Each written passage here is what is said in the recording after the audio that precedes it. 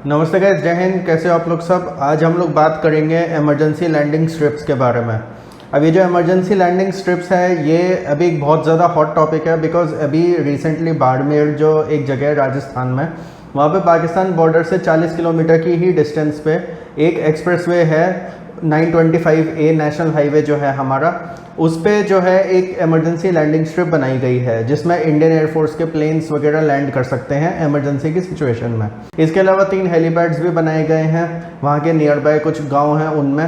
देखिए, emergency landing strips ऐसी landing के रनवेज होते हैं जो कि एक्सप्रेसवे पे ही होते हैं एंड वो 2 या 3 किलोमीटर के एक स्पेसिफिक एरियाज होते हैं। इनमें बेसिकली होता क्या है कि आप जो है कोई इमरजेंसी के टाइम पे ट्रैफिक वहाँ का रोक देते हैं एंड उसमें आप एयरफोर्स के प्लेन्स उस पर लैंड करवा सकते हो। अब एयरफोर्स के प्लेन्स के अलावा आप एयर एम्बुलेंस वगैरह जो होती हैं वो भी लैंड की जा सकती हैं। उसके अलावा अगर लैंडिंग स्ट्रिप बहुत बड़ी है तो उसमें कोई नियर बाय कोई छोटा एयरपोर्ट बना के भी उसमें छोटे प्लेन वगैरह भी लैंड किए जा सकते हैं फॉर टूरिज्म पर्पसेस। जैसे फॉर एग्जांपल ये जो बाड़मेर में जो अभी खोला गया है, इसके 350 किलोमीटर्स के रेडियस पे कोई एयरपोर्ट नहीं है। तो नितिन गडकरी जी जो हमारे ट्रांसपोर्ट मिनिस्टर हैं, उन्होंने ये भी बात बोली थी कि हम लोग चाहें तो ये भी कर सकते हैं कि यहाँ पे एक छोटा सा एयरपोर्ट बना के, वो होता है ना दिन की 4 या 5 फ्लाइट्स ऑपरेट करने वाली बात जो होती है, हम लोग वैसा एक फैसिलिटी वहाँ पे खोल सकते हैं। अब बहुत सारे ऐसे सवाल है कि भाई एक्सप्रेसवे पे अगर प्लेन लैंड होंगे तो गाड़ियाँ ट्रक वगैरह कहाँ चलेंगी। जैसे आप किसी सड़क पे जा रहे हैं एंड वहाँ पे रेलवे क्रॉसिंग आता है तो रेलवे फाटक होता है, ट्रेन जाती है ना, आप उसके बाद फाटक खुल जाता है, आप चले जाते हैं। तो बेसिकली इन एक्सप्रेसवेज पे भी यही होगा कि जब कोई लैंडिंग होनी होगी, मान लीजिए कोई एयरफोर्स का प्लेन है, कोई एयर एम्बुलेंस या कोई कमर्शियल फ्लाइट है, कुछ भी है, तो आपका जो रास्ता है उसको बंद कर दिया जाएगा। जो 3 किलोमीटर का जो स्ट्रेच है उससे पहले आपका रास्ता बंद कर दिया जाएगा, प्लेन लैंड होगा एंड उसके बाद वो जो है जो हाईवे एक्सप्रेसवे है उसको वेकेट कर लेगा एंड उसके बाद गाड़ियाँ दोबारा से चलनी स्टार्ट हो सकती हैं। ये एक बहुत अच्छा स्टेप है, स्ट्रैटेजिकली भी बहुत हमारे लिए इम्पॉर्टेंट रहेगा ये, क्योंकि देखिए पाकिस्तान का बॉर्डर 40 किलोमीटर दूर है, तो ये हमारी एयरफोर्स को भी एक बूस्ट देगा। एक हमारी एयरफोर्स के पास भी एक फैसिलिटी होगी कि भाई हम चाहें तो इमरजेंसी की सिचुएशन में या वॉर लाइक सिचुएशन में हम लोग टेक ऑफ एंड लैंडिंग्स वगैरह कर सकते हैं। उसके अलावा ऐसे 20 या 25 और एयरफील्ड पूरे इंडिया में बन रहे हैं, जिसमें नॉर्थ ईस्ट का एरिया है, आपका जम्मू कश्मीर साइड एरिया है, राजस्थान साइड भी कुछ कुछ एरियाज़ और हैं जहाँ पे ऐसा बन रहा है, गुजरात साइड भी है। तो ये जो सारे लैंडिंग स्ट्रिप्स बन रही हैं ना, ये एयरफोर्स के लिए बहुत इंपॉर्टेंट होंगी इन अ वॉर लाइक सिचुएशन। आप लोग को पता है कि पाकिस्तान के साथ कभी भी रिश्ते अच्छे हुए नहीं हैं, चाइना भी ऐसी फालतू में बदमाशी करता ही रहता है, आपको पता ही है। तो इसलिए ये सारी लैंडिंग स्ट्रिप्स बनाना हम लोग के लिए बहुत ज़्यादा ज़रूरी है। अभी जैसे अरुणाचल प्रदेश में एक छोटी सी जगह तेजू करके, वहाँ पे भी एक एयरपोर्ट खुला है जहाँ पे छोटी छोटी कमर्शियल फ़्लाइट्स चलेंगी गुवाहाटी तक के लिए, और फिर बाद में दिल्ली मुंबई की फ़्लाइट्स भी चलाई जाएंगी। तो ये भी जो एयरपोर्ट्स हैं ये भी स्ट्रेटेजिकली बहुत इंपॉर्टेंट है हम लोग के लिए। हमें चाइना को काउंटर करना हो, इंडियन एयरफोर्स को एक लैंडिंग का एक फैसिलिटी देनी हो, उसके लिए भी बहुत ज़रूरी है। और ये जो लैंडिंग स्ट्रिप्स हैं ये इन्हें बनाने में ज़्यादा हमें एफर्ट की भी ज़रूरत नहीं है, क्योंकि आपको पता ही है कि नितिन गडकरी जी जो हैं वो बहुत इनोवेटिव आइडियाज़ वगैरह लेकर आते हैं एंड उन्होंने ये भी बताया है कि 4-4, 5-5 महीने के अंदर वो चाहें तो ऐसे बहुत सारे लैंडिंग स्ट्रिप्स एक्सप्रेसवेज वगैरह पे डेवलप कर सकते हैं। आपको पता ही है वो आज की डेट में लगभग 40 किलोमीटर पर डे की रोड्स बना रहे हैं हमारे देश में एंड 2024-25 तक वो 20 से 25,000 किलोमीटर के एक्सप्रेसवेज बना ही देंगे।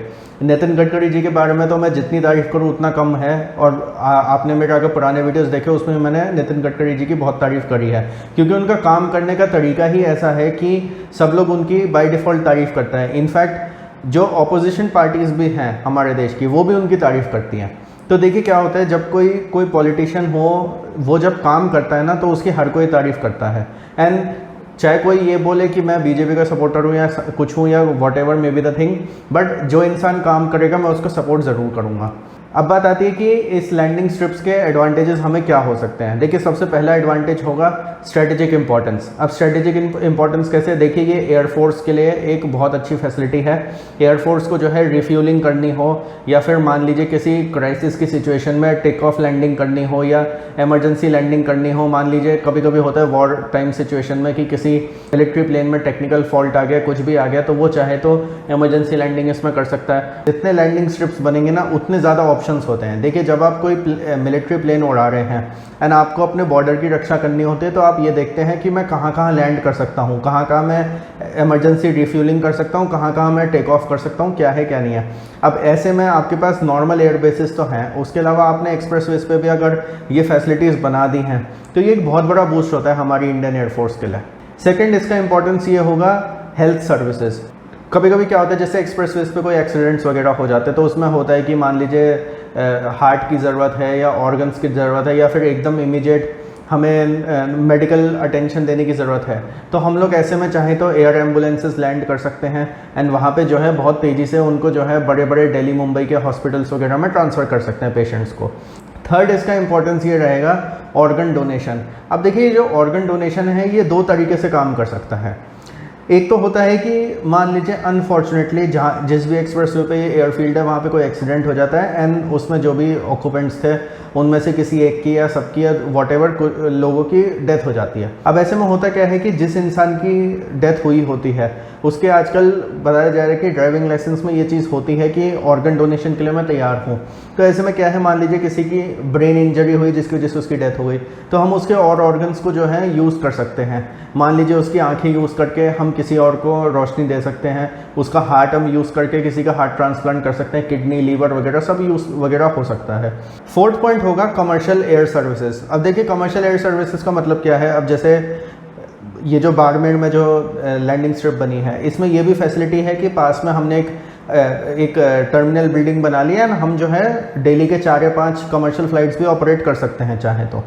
अब इसमें क्या होगा कि जो आसपास की जो इकॉनमी है वो बूस्ट होगी, आसपास जो है टूरिज़्म बढ़ेगा, आसपास के जो लोग हैं उनको एम्प्लॉयमेंट मिलेगा, जो गाँव के एरियाज़ हैं, जो आउटस्कर्ट्स के एरियाज़ हैं, जो राजस्थान वगैरह का जो बाहर का जो एरिया है वहाँ पे रेस्टोरेंट्स खुलेंगे, वहाँ पे होटल्स खुलेंगे, अलग अलग फैसिलिटीज़ खुलेंगी एंड इसकी वजह से क्या है वहाँ पे एम्प्लॉयमेंट जनरेट होगा। तो जब हम इन सब चीज़ों पे ध्यान देंगे तो जितने भी हमारे लैंडिंग स्ट्रिप्स वगैरह बन रहे हैं उनमें से अगर हम या तो सारे नहीं तो अगर हम 50% भी अगर हम उनको ऐसे यूटिलाइज़ कर लें कि भाई हम रोज़ की 5 या 6 कमर्शियल फ़्लाइट्स भी वहाँ पे चलाएंगे तो एक बहुत अच्छी एम्प्लॉयमेंट अपॉर्चुनिटीज़ मिल सकती है। देखिए क्या होता है, ये जो लैंडिंग स्ट्रिप्स वगैरह बन रहे हैं ये सब एक्सप्रेसवेज पे बन रहे हैं। एक्सप्रेसवेज जो है आपके रूरल एरियाज़ वगैरह से गुजरते हैं। अब अगर वहाँ के जो गरीब लोग हैं उनको थोड़ा एम्प्लॉयमेंट मिल जाएगा तो उसमें बुराई क्या है, उनका डेवलपमेंट होगा, उनकी प्रॉस्पेरिटी होगी और हमारा ही फ़ायदा है at the end of the day.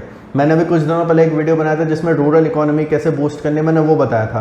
तो जब हमें रूरल इकोनॉमी बूस्ट करनी है तो ये सब छोटी छोटी चीज़ें भी बहुत ज़रूरी हो जाती हैं। फिफ्थ पॉइंट होगा जॉब अपॉर्चुनिटीज़। अब क्या होता है जैसे लैंडिंग स्ट्रिप आपने बना दी तो उसके बाद क्या है, मान लीजिए कोई प्लेन लैंड कर रहा है। अब वहाँ पे क्या है, जैसे मैं अभी एक मिलिट्री एक्सपर्ट जो है हमारे डिफेंस एक्सपर्ट्स जो कुछ उनका मैं एक पॉडकास्ट देख रहा था जिसमें उन्होंने ये बाड़मेर वाला कवर किया था।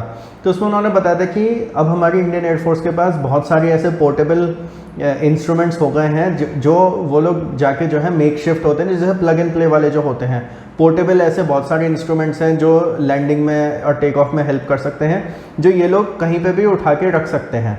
जैसे ये जितने भी लैंडिंग स्ट्रिप्स हैं वहाँ पे जो भी आपको इंस्ट्रूमेंट्स चाहिए लैंडिंग के लिए और जो भी असिस्टेंस आपको प्रोवाइड करनी है मिलिट्री प्लेन्स के लिए, वो सब मेक शिफ्ट और विद इन 24 to 48 आवर्स ये लोग वहाँ पे अरेंज कर सकते हैं।